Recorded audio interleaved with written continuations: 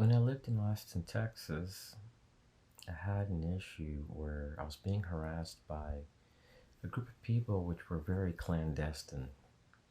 They drove white cars or black SUVs, typically wore suits and black shades, and they would walk into restaurants and harass me, use women to harass me. I could be with family walking to a Christmas lights festival, and they would just walk up behind me, whistle real loud, then go back into their car and they would leave. They would harass me in stores, they would try to gaslight me, and systematically harass me in every area of my life. It was so bad, they would even harass me as I'm walking to my car, as I'm getting to my car, as I'm about to get into my vehicle, while I'm buying groceries, buying the same exact things as me. They may whistle really loud. One time they even brought in a whistle and blew the whistle while I'm eating my food. The manager told the people to stop. They will typically harass people in schools before flights. They'll use civic groups. You may even drive 4 or 5 hours from your house and be targeted. And you're perhaps wondering, how is this possible? Well, your cell phone. And I remember when I was living in Austin, Texas, now I live in Florida. I've experienced the same exact things here in Florida. Well, when I lived in Texas, I suffered from alopecia areata. My hair would fall out in clumps and it would leave little circle patterns all over the place. It was pretty embarrassing. Even my mustache hair would fall out in clumps. So I signed up for a clinical trial because there's no cure for it. And I found out from the secretary that an FBI field agent had called because she wanted to be there when I got there. And the only thing the lady did was the agent was come in there and say my full name and my birthday and sit down. And then when I exited, she left. She showed up upon arrival at a law library multiple times. She showed up at a park where I was at. No one else was around. So it's about stressing you out. One time she even wore a massively thick jacket and she was drenched in sweat. I never seen a jacket so thick in my life. It was massive. And she was dropped off by this redneck. And she just passes by me and there's no one else around. The probability of an event just made it seem mathematically impossible. They were tracking me through Stingray technology, and then later read that the FBI was using drones to target the phones of targets, just so they can target someone. Now, people have this assumption that when you're targeted, you've done something wrong, or there's something on you, that's why they're doing this. That's not the case all the time. When your harassment goes on for like 1 year, 5 years, 10 years, 20 years, 25 years, in my case, 26 years, multiple states, it's because the FBI is supporting this. And under the false guises of national security, the FBI and CIA have been doing these activities nationwide. See, under executive order, I think it's 13,000. Let me see, I think it's like executive order or something. I think, no, it's executive order 12,333. The CIA can conduct operations in any community, town, city, rural area, woods, wherever, if they get the approval of the Attorney General, Department of Justice. And they have to be able to supervise what's going on, the DOJ and the FBI. So that doesn't mean they have to be participating, but at least have some type of oversight. So that way the FBI can communicate with local cops. They'll say, look, this person's under investigation. If they're busted, the perp, say it's a civil matter to the target. And then what that does is it leaves the target open for systematic harassment. They keep on, they keep on, they keep on. And this can be you're parking your car, and then you notice there's a car 100% exactly like yours. Same rims, same air freshener. And you're at a place where there's 30 empty parking spaces, and they park right next to you. And you're probably thinking, yeah, just a coincidence, right? But let's say this happens every day, and you park all the way down the far right of the parking lot. There's no one there. And you take your 1 mile walk, and then you get back, there's a car parked right next to you. Same model car, same air freshener. You got a piece of paper on your dash. They have one too. Same rims.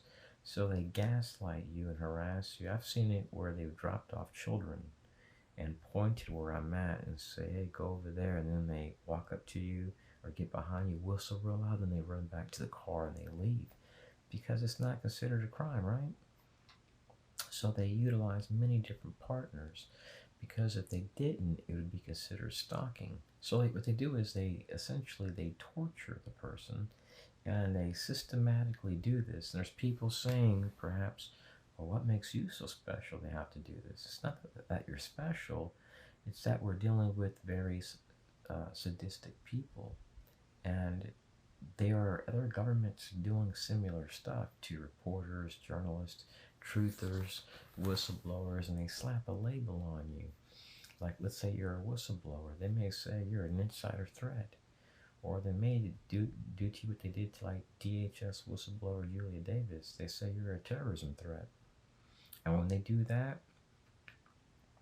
they'll terrorize you and your friends, and anyone around you, to destroy your friendships. Remember that DHS whistleblower Julia Davis and her friend Brittany Murphy?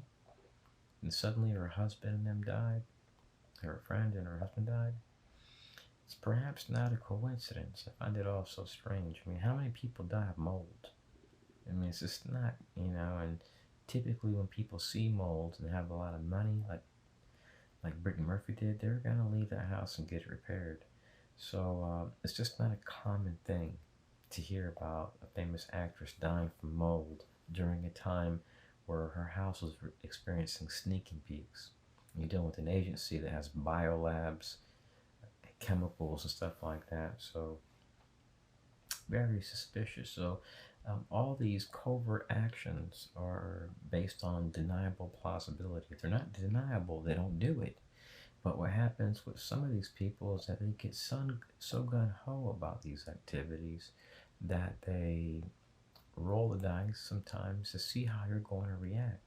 See, some of these people have insurance on them.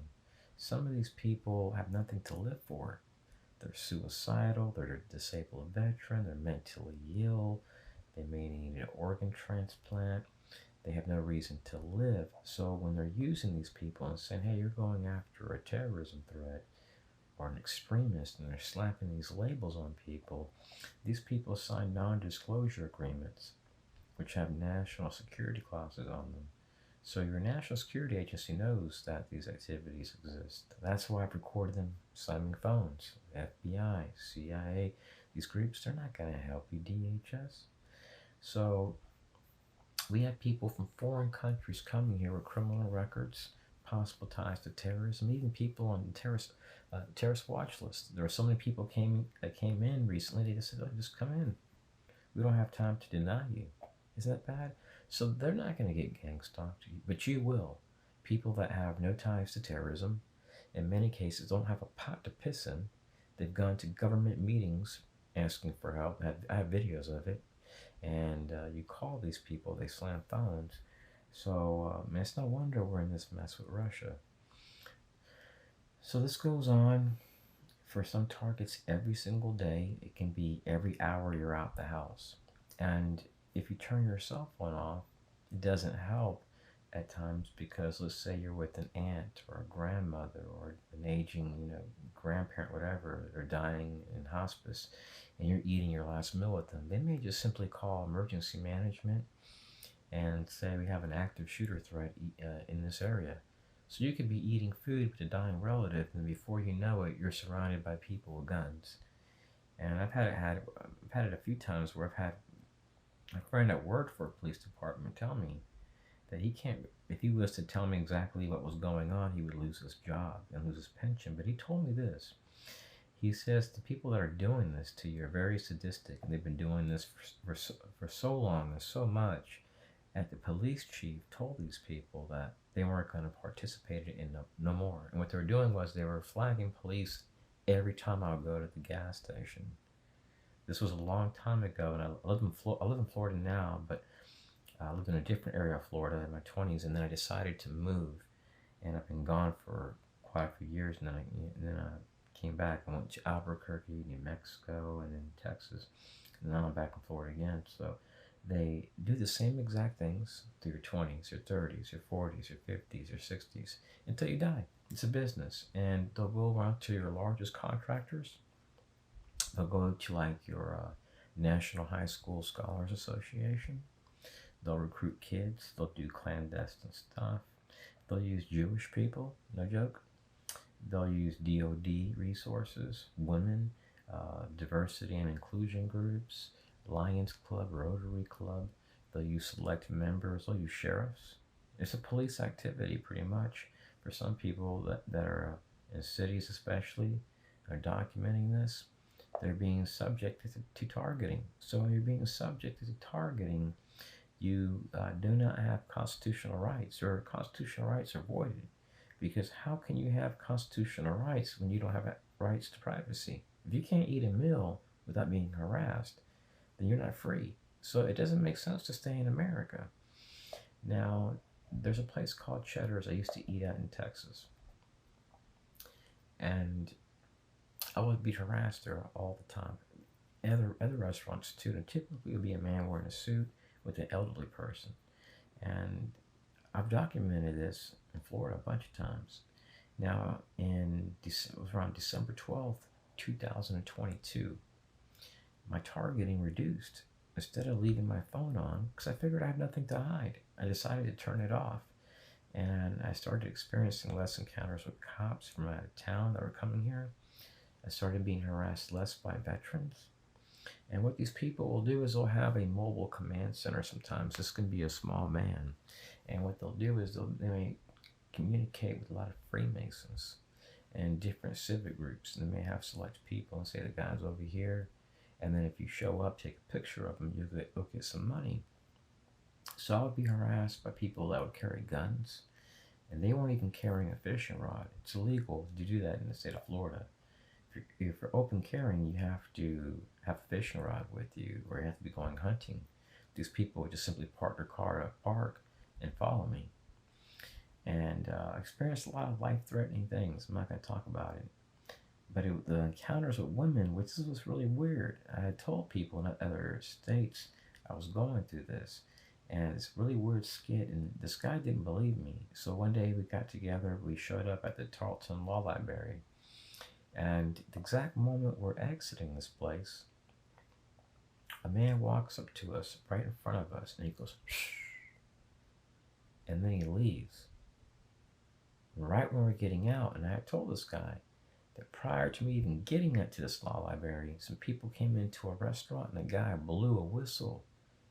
And I said, we can even go by there. The manager there, we had talked, and he told me he's seen the guy next to me walk in there, not buy no food or eat nothing, look at me and blow a whistle. I wrote his name down. We chit-chatted. This is happening all day long. I could literally leave my house, drive 30 miles and get gas, and it would happen. They would come in a black SUV, walk in there, walk up to me, go shh, and then walk out and leave. And then eventually it started happening at gas stations near by my house. And the cashier told me that he was told that if he did this, he would be able to access a city vehicle and then also be able to get a good job through the school board that he wasn't even qualified for. He even gave me the woman's information, told me, don't say anything, I trust you. But he told me I need to survive. He was one of these Hindu guys. So this was happening even in my neighborhood. Kids would harass me, and I had a neighbor after 2 years, he told me that this is occurring because a block watch captain is receiving news from a federal entity, and then the police are encouraging it, and they're telling people when they see you to walk up to you and whistle. And this is all day long. So in a day, I typically heard about 40 to 45 whistles, and every day I received over 40 phone calls. It was typically around 45. So it was really weird. I received just as many phone calls as times I was harassed in the community. It was like whoever was doing this was trying to ensure I was punished to the max. And I'd be harassed at hospitals. I'd be harassed by elderly people. They would just park their car, walk in there, whistle in my face, and leave. I was harassed by an FBI field agent at my doctor's office, an oncologist, alopecia, clinical trial for alopecia. Um, they would show up at churches, and one time I exited a church, and the usher there was like, "My God, I've never seen so many white cars," and they're parked right next to me. And he was asking me if I knew these people because he noticed that they were always parking next to me and that they had been looking at the security cameras trying to figure out what was going on and why women were harassing me. And I told him, I didn't know you guys even seen it. He says, "Yeah, we're seeing women harassing you." And I told him that this is happening every day. Every day. So they try to make you sick. That's what they try to do. It's a psychological operation based on trying to make people sick. And this occurred during Cointelpro. It occurred to Ernest Hemingway, and a lot of this is done behind the scenes. So after a while, your local police start to see, hey, you're not a problem, and the select ones being used behind the scenes, they typically back off. You know, there are cases where people have been harassed by cops for many, many years. I heard one case where the guy sued and had proof, and the judge said, "We're just going to close your case," and allow the person to continue to be harassed. So there's nothing constitutional about this. I personally, I could give a crap if cops followed me all day long. I don't care because I don't have any friends. I've lost all my friends. I've left schools. I've left different states. I'm looking at other countries now to go to school and work. So, I mean, I have nothing to hide. I've done nothing but write letters, try to talk to people like human beings. I've stopped dating, doing everything that's human. So I'm looking at leaving this country. I have enough money to leave right now. Like, this is no joke. I have a bag packed. I have my passport. It's like, I'm thinking like just leaving all my shit behind and just starting over. And just taking some professional clothes and forex stuff and do trading, teaching online, and just saying, screw it. Screw this crap. Because in other countries, shoot, I can, just for a little bit of money, you can live. Argentina, you can get a home there for like a couple $100. Nicaragua, Spain, I can easily get citizenship there because of my ancestry. My grandparents were both from there. Heck, I even looked at the Middle East and just, instead of carrying my Bible, having it hidden on my cell phone where they can't find it because I know they're not for the Bible there. But anywhere where I just won't experience harassment. And for a while, I was being harassed by transgender people. Like, this is crazy. I'd be biking, and it was really weird. It would happen like systematically. Right before a car accident, the left side of my bike would be hit by someone's tire deliberately. And the sidewalk is literally as wide as my room. And let's say I'm biking on the far left side, right side of the path. They would come and right when they'd be on the far left, they would, as I'm passing by, they would turn and hit my tire, literally throw me off the bike. Then they would laugh and take off real quick while I'm laying in the dirt. So one day I see a guy on biking and he closes his eyes and he goes boom right into my bike. So after a month of this, I'm driving down the road and a girl hits my car on the left side and there's no entrance. She hits me before the entrance of the place and my car goes off the road. Hold on a second. My battery has 5%. So what these people do is they try to take shots at you and they see this as a game. You could literally go to West Palm Beach from Orlando. This is no joke. I drove down there. When I exit, and when I get there, a lady's in a car had the fireman like symbol and this logo, and they come in and they harass me while eating. When I leave the place, they follow me, and the elderly woman circles around me whistling right in front of a relative. They can just pass by you, like let's say you're getting out of a gas station, right when you're getting to your car, a car could park, and instead of them walking into the gas station, they may walk around to your car, parked on the far left side of the gas station, and whistle one time, then walk around your vehicle and then go inside. And the person with you won't realize it because they're in your vehicle. They may just see there's someone trying to get in the gas station. And then when you drive off, you see them, they're just standing at the door looking and then going back to the car and leaving, not getting gas or nothing. I was in Leesburg, Florida. I don't even live there. It's close to Orlando, and I like to take car drives. And I go to a Baptist thrift shop to look at antiques, and I see a man parked next to my vehicle as I'm getting there. So I get to the door, and he walks in, and he goes, shh, and then he walks right out, gets into his car, and he leaves. So what I did was, as he was driving off, I zoomed in, and I got his tag. And I discovered some things. So I go to a Mexican restaurant, and I'm eating my food, and there's only like 3 waiters there and 2 other people. And a guy comes in, and he sits down at a table facing this way, facing me. I'm at a table that's directly like facing that way. And the exact moment I get up and pay for my meal, he walks up to me, whistles. When I exit the place, the whole entire parking lot is filled with black and white cars. And there's black and white cars circling around the place like an active shooter scene. So we're dealing with people that support terrorism. I've caught them out here in the area where I live at. And they're using trash from the military industrial complex. I'm talking trash of the earth, people from our streets. And what they do is they give them a little security clearance, and they use people from bases sometimes, select people. And I'm not calling the military trash, just the generals and the people supporting this. And they do this just to see what's going to happen. I'm not talking about 15, 20 years. They keep going, going, and going. So you can talk to Congress, and there's a lady a while back, I was listening to her just like 2 days ago.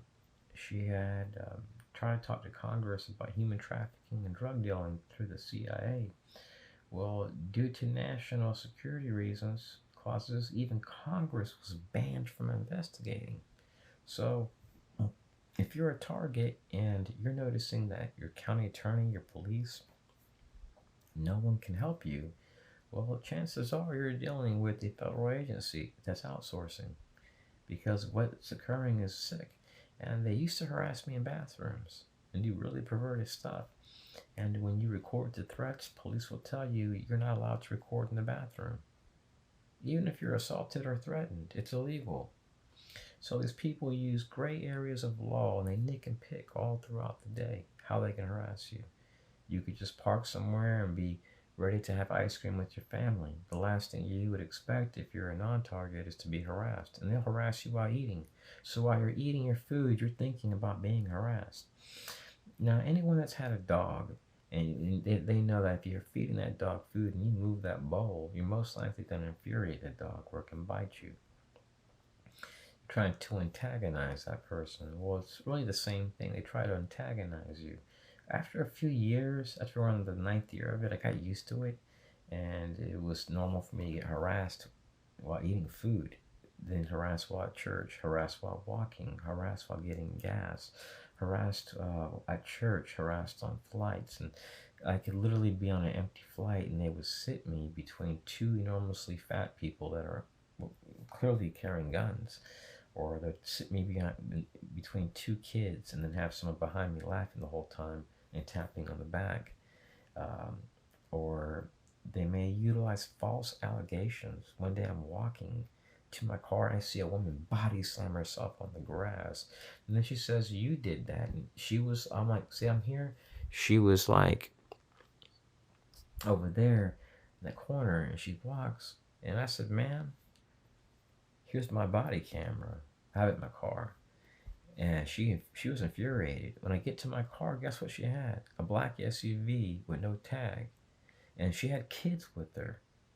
And they were in different areas observing. So you know what I did? I zoomed in on her car and got her VIN from her front. She got infuriated. And I told her, every time I come here, you walk up to me and you whistle, you do stupid stuff. I need this information for police. So I had people that would walk by me and spit real close to my shoe, and I would see little specks of spit on my shoe repeatedly. That harassed me in line at gas stations every day. Every day I got gas in Austin, Texas, and every day I bought food unless it was a holiday and they were closed, supermarkets.